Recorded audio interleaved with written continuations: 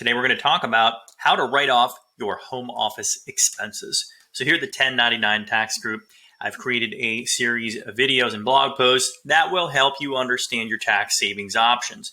So if you're self-employed and you're not taking the home office deduction right now, you're leaving hundreds, if not thousands of dollars on the table.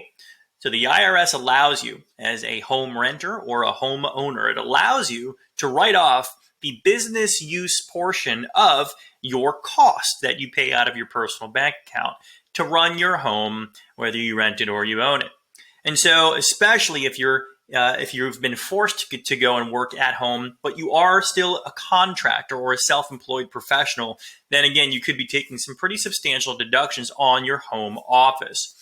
So there are some court cases, as you can see here on the blog post, and we'll include a link to the blog post, but there are some court cases that will clearly define really how far you can go with writing off your home office deduction. But here's the general gist of it.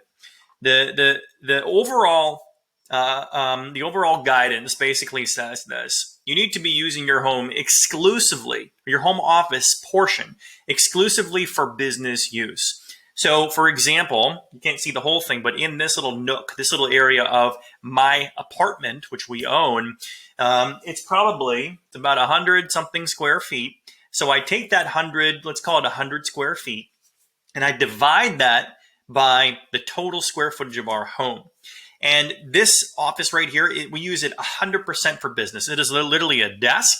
It's all of my, all of my office materials, including paperwork secured in a vault or in a safe. I've got my licenses, my pens, my pencils, a couple computers, a printer. I've got this is exclusively for business use. So that's the most important thing. Your home office needs to be exclusively used only for business. And if you don't have a home office, like a segregated room like I do, you can still measure the exact square footage of the portion of a room that is only used for business use as a home office. So you want to be careful about that and not say that I work a little bit here in the living room, I work in the guest room, I work in my bedroom, I work in the kitchen. You can't do that. You can't total up the whole thing and say, well, I use 80% of my apartment for business. No, you need to designate a portion that has probably a desk, your computer, your files. You need to designate a portion of your home if you don't have a closed off office.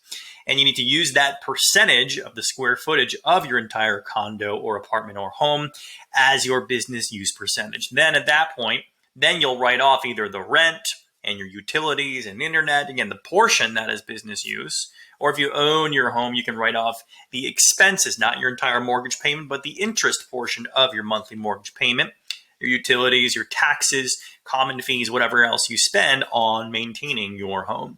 So to stay safe, once again, make sure that your area that you do business in is used exclusively for business use. And then you can take that portion, that percentage of all your out-of-pocket costs, and then you can either reimburse yourself if you're an S corporation, or you can take that as a deduction on your 1040 at the end of the year on your tax return as a Schedule C earner.